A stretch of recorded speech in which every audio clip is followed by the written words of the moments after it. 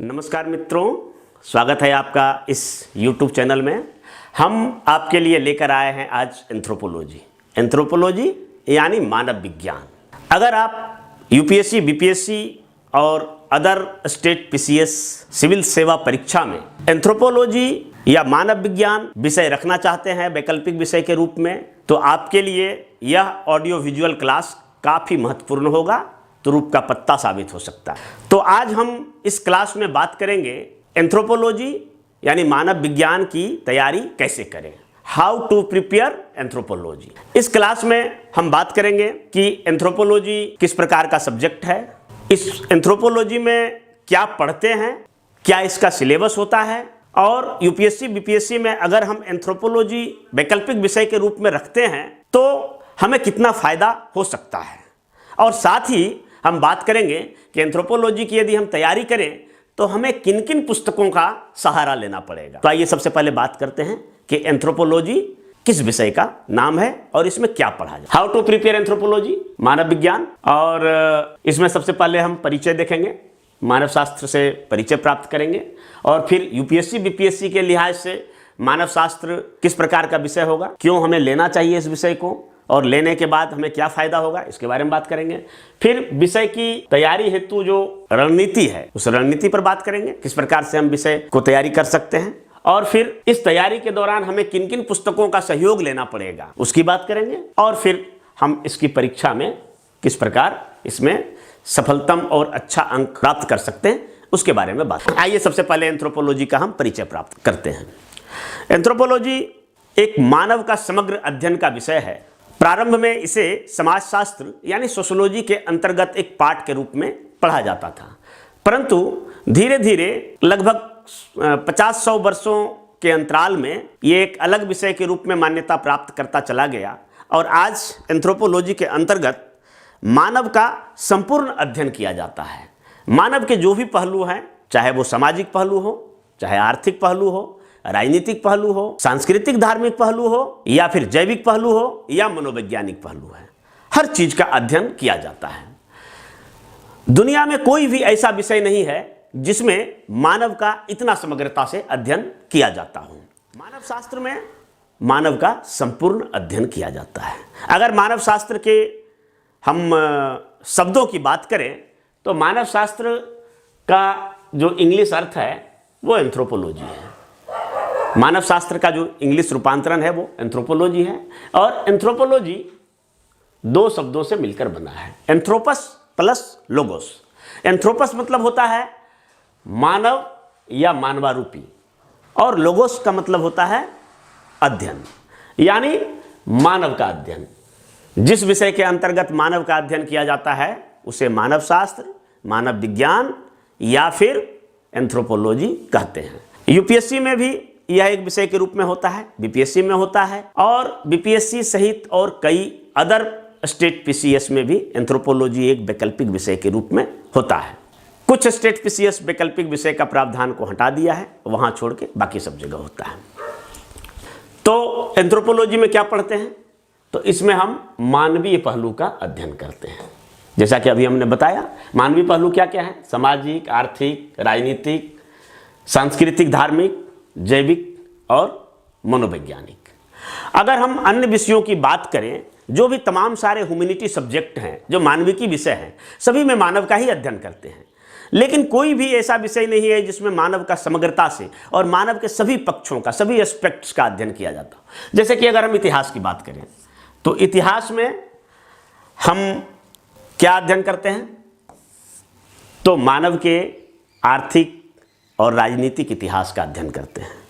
अगर हम अर्थशास्त्र की बात करें तो मानव के आर्थिक क्रियाओं का अध्ययन करते हैं। कुछ अर्थ में अगर लिया जाए तो राजनीतिक क्रियाओं का अध्ययन करते हैं। राजनीति शास्त्र में हम केवल मानव के राजनीतिक पक्ष का अध्ययन करते हैं। चिकित्सा शास्त्र में हम मानव के शरीर क्रिया विज्ञान और उसमें होने वाले रोग और उसके उपचार के बारे में पढ़ते हैं, यानी मानव के जैविक पहलू को इसमें हम पढ़ते हैं।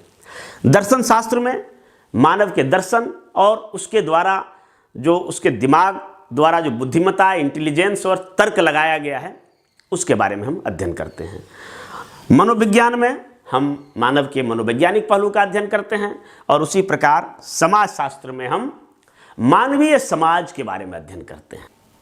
यानी कोई भी एक ऐसा सब्जेक्ट नहीं है मानव शास्त्र को छोड़कर जिसमें कि मानव का संपूर्णता में होलिस्टिक वे में अध्ययन किया जाता हो। हालांकि अगर समाज शास्त्र और मानव शास्त्र की बात करें तो समाज शास्त्र में भी मानव द्वारा रचित समाज का ही अध्ययन किया जाता है और मानव शास्त्र में भी मानव और समाज का अध्ययन किया जाता है। दोनों में अंतर यह है कि समाज शास्त्र जहां समाज को केंद्र में रखकर मानव का अध्ययन करता है, वहीं मानव शास्त्र मानव को केंद्र में रखकर समाज का अध्ययन करता है। समाज शास्त्र और मानव शास्त्र में यही अंतर है।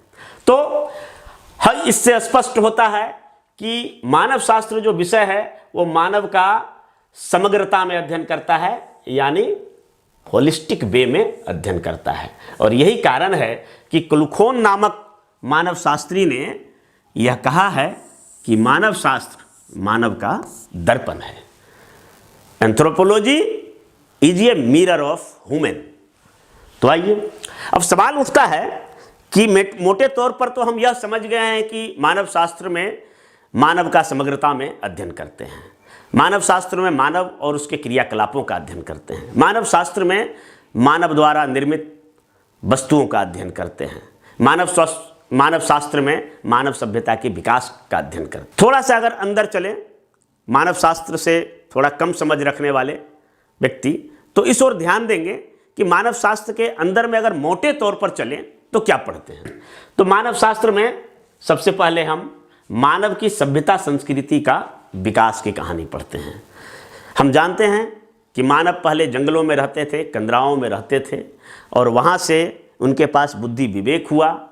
और यह भी जानते हैं कि मानव पहले पशु था जो 4 पैरों से चलता था और मानव का पूर्वज जो था वो कपी था। कपी मतलब एप्स, जो कि बंदर से समानता रहा। तो बंदर से मानव तक पहुंचने के क्रम में जो भी शारीरिक परिवर्तन हुए और इस कारण से जो सामाजिक विकास हुआ, जो सांस्कृतिक विकास हुआ, उसकी कहानी हम मानव शास्त्र में पढ़ते हैं। बंदर से मानव तक पहुंचने के क्रम में जो मानवीयकरण यानी ह्यूमनाइजेशन का जो प्रोसेस था, जैसे बंदर 4 पैरों पर चलता है, मानव 2 पैरों पर सीधा खड़ा हो गया। तो 4 पैरों से 2 पैरों पर खड़ा होने तक का जो प्रक्रिया है वो किस प्रकार संभव हुआ, इसके लिए वातावरण में कौन कौन से फैक्टर जिम्मेवार थे, किस प्रकार मनुष्य का जो मस्तिष्क है वो विकसित होती गई, किस प्रकार मनुष्य की आंखें तीक्ष्ण और केंद्रित करने वाली निगाहों के रूप में बदलता गया, किस प्रकार मनुष्य का मेरुदंड और फीमर में ऐसा बदलाव हुआ कि मनुष्य इस जमीन पर आसानी से दौड़ सकता है, मुड़ सकता है और इसकी जिह्वा की बनावट के अनुसार अपनी भावनाओं को व्यक्त करने के लिए भाषा का इस्तेमाल कर सकता है। ठीक उसी प्रकार हम देखें तो जब मानव 2 पैरों पर खड़ा हो गया तो मानव का हाथ फ्री हो गया और हाथ फ्री होने के कारण इन्होंने इस समस्त संसार की रचना किया। तो मानव का जब हाथ फ्री हो जाने के बाद इन्होंने क्या बनाया, तो 2 प्रकार की चीजें बनाया, एक मूर्त और दूसरा अमूर्त। मूर्त चीजों को देखें तो मनुष्य के द्वारा जो जंगल और कंदराओं में पाषाण काल में जो पाषाण यानी पत्थर के जो बड़े बड़े औजार बनते थे और पत्थर से निर्मित जो औजार थे, कुल्हाड़ी से लेके हैंडेक्स, चॉपिंग चॉपर, और वहाँ से लेके आज के समय में देखें तो मनुष्य के औजारों में बड़े बड़े मशीन गन, परमाणु बम, कंप्यूटर, रॉकेट से लेके तमाम तरह के परिवहन के साधन, गाड़ी, वाहन और तमाम तरह के मशीन, कलपुर्जे, सड़क, इमारतें, कलम, कॉपी, टेबल, कुर्सी, बेंच, जो भी ये सब मानव ने बनाया जिसे हम देख कर या छू कर अनुभव कर सकते हैं, ये सभी मूर्त वस्तुएं हैं। और ये मूर्त वस्तुएं बनाने का सबसे जो मानव में अनुकूलता आया वो इसकी हथेली। मानव का हाथों की बनावट इस प्रकार होता गया कि इसको कहते हैं अभिमुख क्षमता वाले हथेली, जो कि अन्य जंतुओं में नहीं पाया जाता है। अभिमुख क्षमता वाले हथेली का मतलब हुआ कि हम अंगूठे से सभी उंगलियों को टच कर सकते हैं और इस कैपेसिटी के कारण ही मानव का मैनिपुलेशन पावर यानी हस्त कौशल बढ़ता गया। और मानव की उंगलियों और इनकी हथेलियों का ही कमाल था कि मानव ने जो औजार वस्तुएं बना, इससे मानव का सांस्कृतिक विकास होता चला गया। तो इस तरह से हम कह सकते हैं कि मानव के शारीरिक विकास ने ही इसकी सांस्कृतिक विकास की आधारशिला रखी। दूसरे तौर पर हम देखें तो मानव ने इन मूर्त वस्तुओं के अलावे बहुत सारी अमूर्त चीज़ों को भी बनाया। मानव अपने व्यवहार, अपने कार्यों, अपनी आदतों, अपने क्षमताओं का नियमन करने के लिए, नियंत्रण करने के लिए कई प्रकार के संस्था बनाया, संगठन बनाया, नियम बनाया, कानून बनाया, प्रथा, परंपरा, रीति रिवाज, वेशभूषा, मतलब एक प्रकार का सिस्टम बनाया जो अमूर्त है। उस नियम पर हम चलते हैं, उस कानून का फॉलो करते हैं, उस लॉ का हम पालन करते हैं, उस रीति रिवाज का पालन करते हैं। तो ये सब भी मानव मस्तिष्क का ही कमाल था। इस प्रकार से अमूर्त और मूर्त चीज़ों को मिलाकर मानव ने अपनी सांस्कृतिक विकास किया, जो कि उसके शारीरिक विकास के कारण ही संभव हो पाया। जैसे 2 पैरों पर चलना, अति विकसित मस्तिष्क हो गया, और उसके अलावे फिर जो हाथों की बनावट है, मेरुदंड का आकार है, तो ये सब जो है कारण से ऐसा हो पाया। नेक्स्ट अगर हम करें तो मानव का जो प्रारंभिक विकास हुआ पाषाण काल में, उसका भी अध्ययन करते हैं। यह एक इतिहास का भाग है।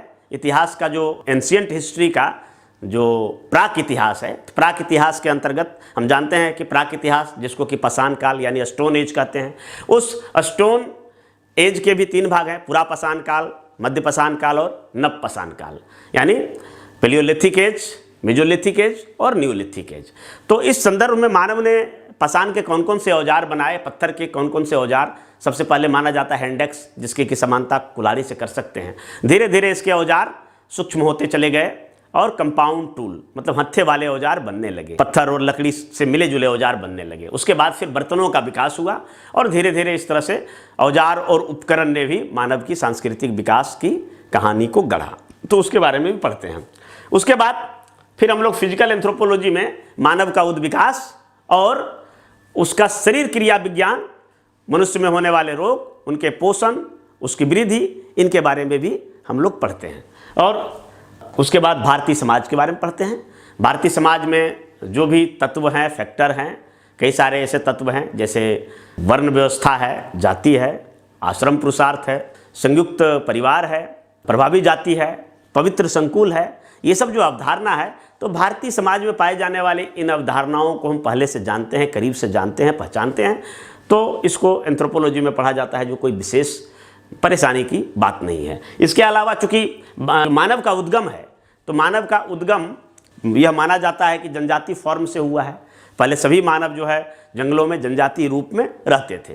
तो जिस प्रकार अगर जीव जंतु की संरचना का अध्ययन करने के लिए हम सबसे पहले उसका जो सरलतम रूप होता है, एक कोशिकीय जीव जैसे अमीबा वगैरह का अध्ययन करते हैं, और उसी एक कोशिकीय जीव में जो सारा जो सिस्टम है, जीवन की प्रणाली किस प्रकार से चलता है, और तब धीरे धीरे हम हायर एनिमल्स का स्टडी करते हैं। ठीक उसी प्रकार अगर हम मानव समाज का अध्ययन करना चाहते हैं, मानव के द्वारा चलाए जाने वाले क्रियाविधि का अध्ययन करना चाहते हैं, उसकी संस्कृति का अध्ययन करना चाहते हैं, उसका इतिहास का अध्ययन करना चाहते हैं, उसकी आर्थिक क्रियाओं का अध्ययन करना चाहते हैं, तो हमें चलना पड़ेगा जनजातीय इलाकों में। तो मानव शास्त्र में जनजातीय अध्ययन भी एक महत्वपूर्ण उपागम होता है, और जनजातियों का अध्ययन, उसकी कल्याण, और भारतीय संविधान में किस प्रकार के जनजातियों के लिए विशिष्ट प्रावधान किए गए हैं, उसको हम लोग जनजातीय अध्ययन के अंतर्गत पढ़ते हैं। अब सवाल उठता है, एंथ्रोपोलॉजी को यूपीएससी बीपीएससी में क्यों रखा जाए?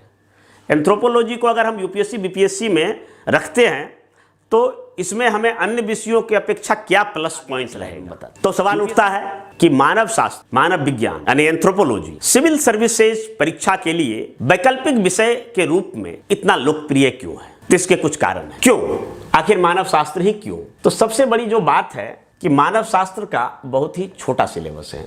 अगर बीपीएससी की बात करें तो बीपीएससी में मानव शास्त्र अन्य विषयों की अपेक्षा कम से कम 25% शॉर्ट है। तो कम छोटा सिलेबस होने के कारण कम समय में इसकी तैयारी की जा सकती है।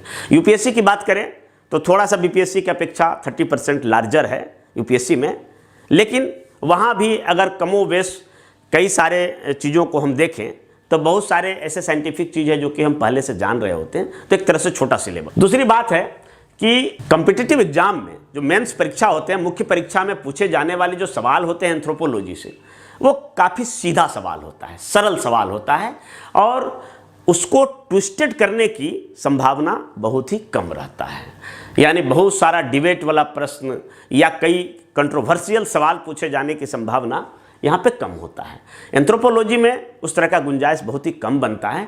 और यहाँ पर प्रश्न हमें लिखने में इस प्रकार से फ़ायदा होगा कि हम अगर किसी रूप में तैयारी करके गए, बुक में जैसा पढ़े, जैसा हमारा नोट्स में है, जो हम तैयार किए, तो एग्जाम में भी लगभग उसी तरह का प्रश्न पूछने की संभावना रहती है। जिससे क्या है कि हम प्रश्न को उसी रूप में हम लिख सकते हैं जैसा कि हम तैयारी करके गए हैं। मतलब सीधा और सरल सवाल पूछे जाते हैं, फ्लैट सवाल। अगली बात देखें तो यह काफ़ी स्कोरिंग विषय है, जहां नंबर कटने की संभावना बहुत ही कम रहता है। इस विषय में लगभग 30% जो पार्ट होता है वो काफ़ी साइंटिफिक होता है। साइंस विषय नहीं रहने के बावजूद भी इसका जो अप्रोच है वो काफ़ी साइंटिफिक और काफ़ी पॉइंट फॉर्म में होता है, जिसे लिखने के बाद नंबर कटने की गुंजाइश कम होती है। और यही कारण है कि यूपीएससी बीपीएससी में इस विषय में अन्य विषयों की अपेक्षा काफ़ी हाई स्कोरिंग रहा। उसके बाद उच्च सफलता दर। अगर यूपीएससी के सिविल सेवा परीक्षा का ट्रेंड एनालिसिस किया जाए, जो भी ऑप्शनल सब्जेक्ट हैं, वैकल्पिक विषय हैं, और उनमें अगर हम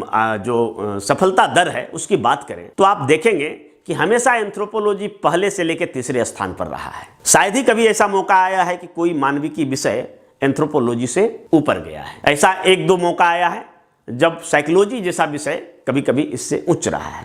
अगर हम भाषा वाले जो पेपर हैं, जो भाषा वाले जो वैकल्पिक विषय हैं लैंग्वेज संबंधी, जैसे हिंदी, उर्दू, बंगला, मैथिली, इनकी बात अगर छोड़ दें तो ह्यूमैनिटी सब्जेक्ट में, मानविकी विषय में एंथ्रोपोलॉजी का सफलता दर काफ़ी अधिक है। बीपीएससी की भी बात करें तो यहाँ भी एंथ्रोपोलॉजी लेकर खुद हमारे शागिर्द में रहने वाले बहुत सारे लोग ऑफिसर बनने का सपना साकार किए हैं अच्छे अंकों के साथ। कई लोग तो हमारे शागिर्द में रहकर हमसे एंथ्रोपोलॉजी पढ़कर टॉपर भी बने हैं, एंथ्रोपोलॉजी का टॉप। उसके बाद अगली विशेषता जो है, इस विषय का रुचिकर हो। रुचिकर यानी कहने का मतलब है कि इस विषय में हम ऐसे ऐसी चीज़ों को पढ़ते हैं जो काफ़ी इंटरेस्टिंग होता है। भारतीय समाज के बारे में पढ़ते हैं, भारतीय ट्राइबल्स का जो सिस्टम है उसके बारे में कई आश्चर्यजनक बातें पढ़ते हैं। यानी एक तरफ इंडियन सोसाइटी के बारे में उन चीज़ों को पढ़ते हैं जो कि हम पहले से ऑलरेडी जान रहे होते हैं, वाकिफ होते हैं, और दूसरी चीज़ हम ट्राइबल्स के बारे में कुछ ऐसी आश्चर्यजनक बातें पढ़ते हैं जो काफ़ी रुचिकर हो जाता है। इसके अलावा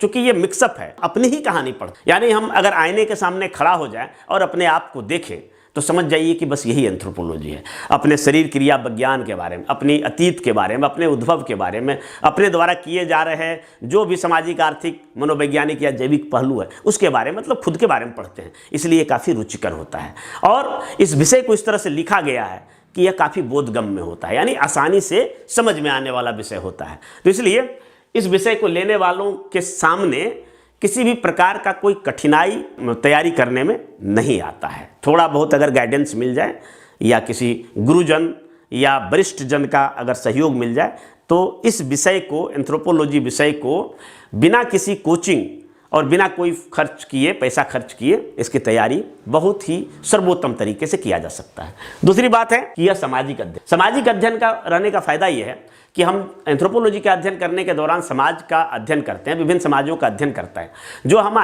जो हमें अन्य समाज के बारे में जानने का अवसर तो प्रदान करता ही है, साथ ही साथ कूपमंडुकता को भी दूर करता है। अनेक भाषा, धर्म, जाति और नस्ल के समुदाय के लोग भारत में रहते हैं। भारत विविधताओं से देश है। दुनिया की विविधता को अगर जोड़ दिया जाए तो और भी ज़्यादा है।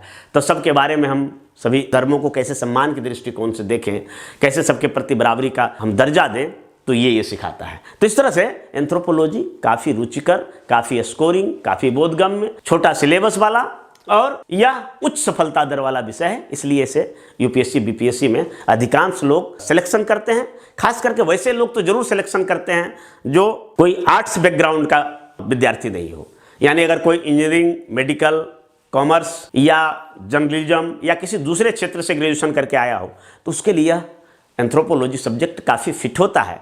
साथ ही आर्ट्स और साइंस के विद्यार्थियों के लिए वह विषय काफ़ी फिट इसलिए होता है कि उनके द्वारा जो रखे गए ऑनर्स के विषय, तो ऑनर्स के विषय आमतौर पर बहुत सारे लोगों को कठिनाई होती है कि ऑनर्स का पढ़ाई जब किए थे तो वो दौर अलग था, अब बहुत सारी चीज़ वैसी रह नहीं गई है। तो उन लोगों के लिए विषय काफ़ी महत्वपूर्ण और फायदेमंद होता है कि बहुत कम समय में और अच्छी तरीके से इसकी हम तैयारी कर सकते। तो एंथ्रोपोलॉजी को एक विषय के रूप में किसी भी संकाय के लोग, चाहे वो कला हो, वाणिज्य हो, विज्ञान हो या किसी और क्षेत्र के हो, इसको यूपीएससी बीपीएससी परीक्षाओं में रखा जा सकता है और उच्च अंक प्राप्त किया जा सकता है।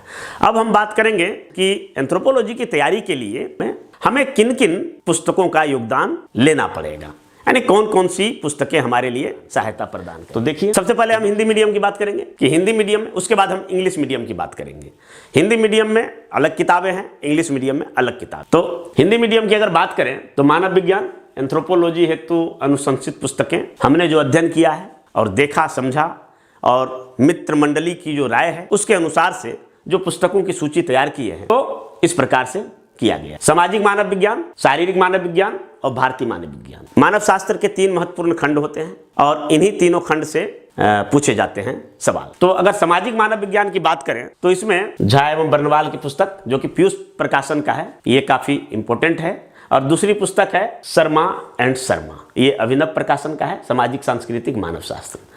तो यहाँ हमने 4 किताब का लिस्ट सामाजिक मानव विज्ञान के अंतर्गत उपलब्ध कराया है। तो इन चारों में से चाहे तो विद्यार्थी चारों खरीद सकते हैं या फिर ऊपर वाला जो 1-2 है इनमें से कोई एक, और इधर जो सामाजिक मानव शास्त्र जो कि जीके अग्रवाल का है, ये बुंदेलखंड यूनिवर्सिटी के प्रोफेसर हैं, उनके द्वारा लिखा गया है। और चौथा है सामाजिक मानव शास्त्र जो एमएल गुप्ता और डीडी शर्मा, इनके द्वारा लिखा गया है, साहित्य भवन प्रकाशन। तो बेहतर ये होगा कि इधर से एक बुक और एक बुक इधर से ले लिया जाए। सामाजिक सांस्कृतिक मानव शास्त्र में हिंदी मीडियम के लिए ये इधर से ये 4 बुक में से कोई 2 बुक हम ले लेंगे। अब बात करते हैं शारीरिक मानव विज्ञान। तो शारीरिक मानव विज्ञान में, हालांकि शारीरिक मानव विज्ञान में बहुत अच्छी पुस्तकें हिंदी मीडियम में नहीं है, फिर भी हम इसमें झा एवं बर्नवाल द्वारा लिखित पुस्तक को हम अनुशंसित करना चाहेंगे।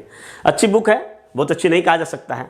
और इसके अलावे ये जो जूलॉजी का टीच योर सेल्फ है, एमएससी का, पटना यूनिवर्सिटी के प्रोफेसर द्वारा लिखा गया है। तो यहाँ से हम वो टॉपिक जो कि एमएससी के जूलॉजी वाला पेपर से एंथ्रोपोलॉजी के साथ मैच करता है, जैसे कि डार्विनवाद है, लेमार्किज्म है, क्लासिफिकेशन है, फिर मेंडेलियन सिद्धांत है, तो इन सब टॉपिक को हम यहाँ से भी अच्छी तरीके से हम पढ़ सकते हैं, जैसा कि मैंने किया। और इसके अलावा अगर भारतीय मानव विज्ञान की बात करें तो इसमें एक भारतीय मानव विज्ञान है झा एवं बर्नवाल की, पीयूष पब्लिकेशन का, वो पुस्तक काफ़ी उपयोगी होगा। दूसरा पुस्तक है जनजातीय भारत जो कि नदीम हसनैन की है, तो ये पुस्तक जो है जनजातियों के बारे में अच्छा इसमें विश्लेषण किया गया है। और तीसरा है भारतीय मानव विज्ञान जो शर्मा एवं शर्मा, जो इधर अभिनव प्रकाशन है, ये भी अभिनव प्रकाशन का बुक है। इसको लेकर हम भारतीय मानव विज्ञान को भली भांति तरीके से तैयार कर सकते हैं। इसके अलावा अगर नोट्स की बात करें तो पटना में करियर कंचन सिविल सर्विसेज एकेडमी के नोट्स हैं। हिंदी मीडियम में अगर इस नोट्स को हम पढ़ लें तो किताब पढ़ने की विशेष जरूरत नहीं रह जाता। हालांकि किताब किसी का सब्स्टिट्यूट नहीं हो सकता, यानी किताब नोट्स का सब्स्टिट्यूट, किताब का सब्स्टिट्यूट नोट्स नहीं हो सकता है, परंतु फिर भी ये काफ़ी अच्छी तरीके से तैयार किया गया है।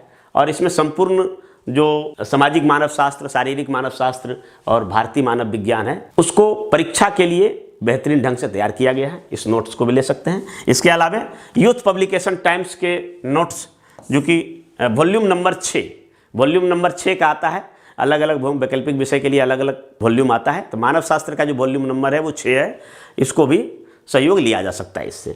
इसके अलावा एक सामाजिक मानव शास्त्र है, ये समाज शास्त्र की पुस्तक है और ये भी टीच योर सेल्फ जो कि पटना यूनिवर्सिटी के प्रोफेसर द्वारा लिखा गया है।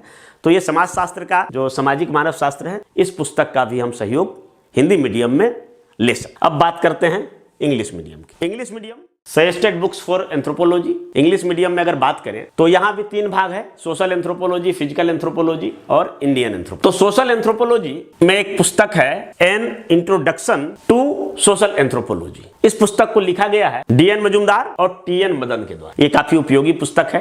इसमें एंथ्रोपोलॉजी का इंग्लिश मीडियम में अच्छा कंसेप्ट और अवधारणा प्रस्तुत किया गया है। एंथ्रोपोलॉजी का बेसिक बुक्स भी है, तो इसको लिया जा सकता है। उसके बाद एक पुस्तक है हिस्ट्री ऑफ एंथ्रोपोलॉजिकल थॉट जो कि बीएस उपाध्याय और गंगा प्रसाद का है। ये 2 पुस्तक को लिया जा सकता है इंग्लिश मीडियम में, ये 2 पुस्तक से हो जाएगा। इसके बाद बात करें फिजिकल एंथ्रोपोलॉजी, तो फिजिकल एंथ्रोपोलॉजी में सबसे जो बेहतरीन बुक है वो है पी नाथ का फिजिकल एंथ्रोपोलॉजी। हिंदी मीडियम के भी विद्यार्थी चाहें तो इस पुस्तक का अध्ययन कर सकते। ये बहुत ही बेहतरीन पुस्तक। इसके अलावा वही टीच योर सेल्फ, जैसा कि हिंदी मीडियम में हमने बताया, टीच योर सेल्फ जो कि MSc का है, पटना यूनिवर्सिटी के प्रोफेसर द्वारा एक पासपोर्ट और गाइड की तरह तैयार किया गया है, काफ़ी उपयोगी बुक है। तो उनमें से जो भी टॉपिक एंथ्रोपोलॉजी के साथ मैच करता है तो उसका अध्ययन किया जा सकता है। उसके बाद बात करें इंडियन एंथ्रोपोलॉजी, तो इंडियन एंथ्रोपोलॉजी में एक नदीम हसनैन का इंग्लिश मीडियम में बुक आता है, इसको हम ले लेंगे। और एक ट्राइबल इंडिया, यह भी नदीम हसनैन का है, ये दोनों बुक से हो जाएगा। इनके अलावे अगर कुछ कॉमन बुक की बात करें तो अदर्स कॉमन बुक्स, तो इसमें है एंथ्रोपोलॉजी, इसका 12 एडिशन है जो पियर्सन बुक कंपनी का है। पियर्सन बुक कंपनी का है, 12वां एडिशन, हो सकता है अब 13वां एडिशन बाजार में आ गया हो, तो इसको ले लेंगे। इसके लेखक कैरल आर अंबर और मेल्विन अंबर, इस पुस्तक को ले लेंगे। इसके अलावे एक नोट्स है ब्रेन ट्रिक, ये 8 वॉल्यूम में आता है, तो 8 वॉल्यूम को अगर हम खरीद लें तो इस नोट्स से UPSC BPSC के लिए सिविल सर्विसेज परीक्षाओं को ध्यान में रखकर बनाया गया है, तो ये आता है, ये मटेरियल नोट्स इसका ले लेंगे। इसके अलावे सोशिन मैम जो कि पहले विजन IAS में पढ़ाती थी, अभी हैदराबाद यूनिवर्सिटी में पढ़ाती हैं, तो इनका नोट्स भी काफ़ी उपयोगी होगा। अब बात करते हैं कि एंथ्रोपोलॉजी में क्या रणनीति होनी चाहिए, UPSC BPSC के लिए क्या रणनीति होना चाहिए। तो अब बात करेंगे हम कि एंथ्रोपोलॉजी का जो UPSC और BPSC में किस प्रकार से रहता है और कितने अंकों का होता है और क्या हमारी तैयारी की रणनीति होनी चाहिए। तो ये देखिए, मानव विज्ञान के बेसिकली 3 खंड हैं, 1, 2 और 3।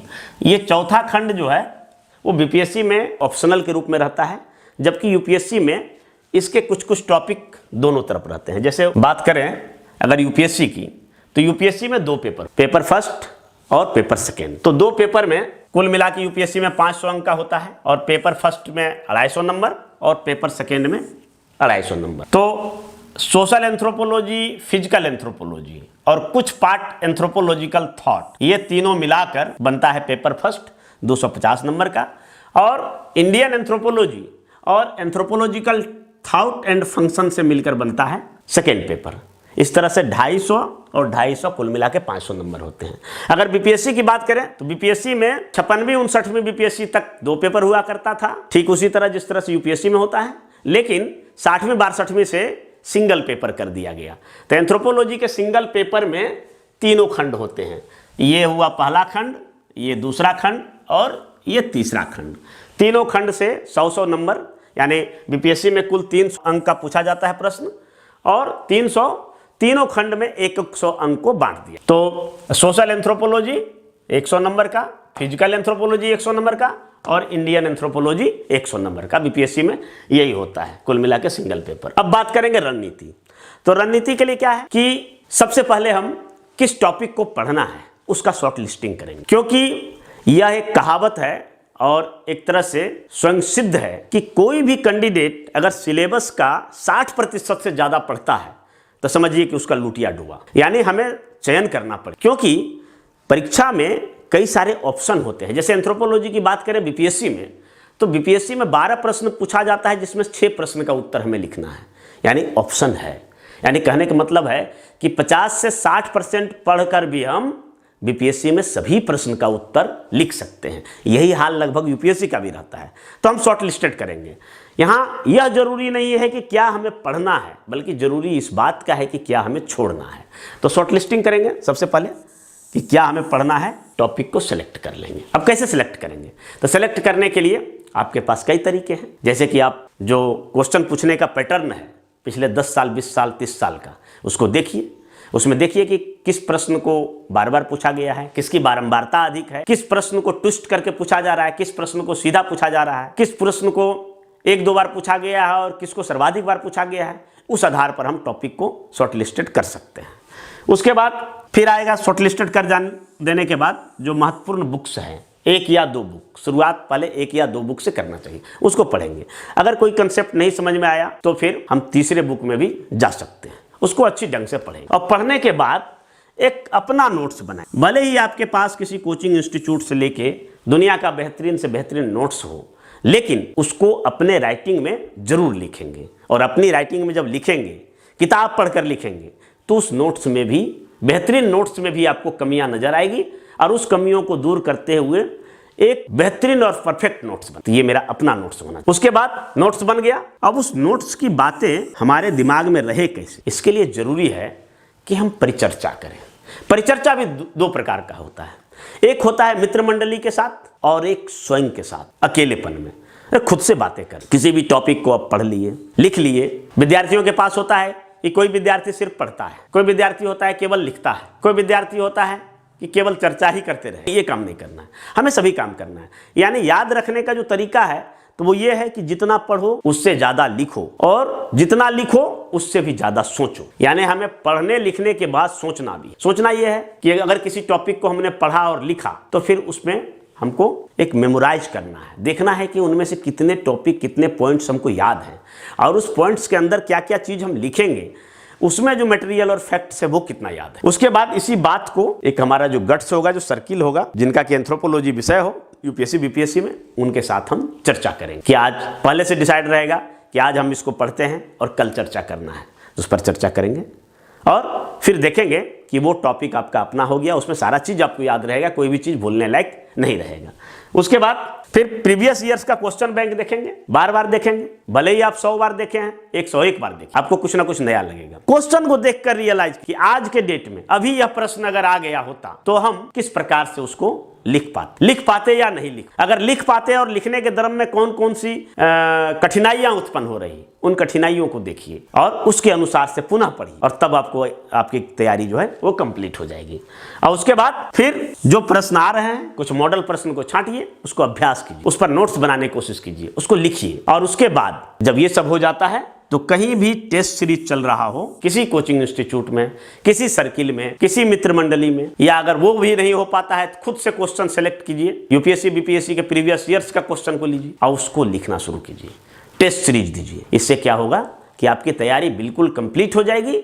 और फिर एंथ्रोपोलॉजी एक ऐसा विषय है, सर्वाधिक अंकदायी विषय है कि इसमें अगर अच्छी तरीके से लिख दिए, पूरा क्वेश्चन लिख के चले आए तो यूपीएससी में 500 में से 350 नंबर तक, और बीपीएससी में 300 नंबर में से 225 नंबर तक उठाने की पूरी जो है संभावना बनी रहेगी, और इससे फाइनली आपको ऑफिसर बनने से कोई रोक नहीं पाएगा। तो आइए एंथ्रोपोलॉजी को एक वैकल्पिक विषय के रूप में चुने यूपीएससी और बीपीएससी में, और अपना ऑफिसर बनने की जो सपना है उसको साकार करें। तो धन्यवाद मित्रों।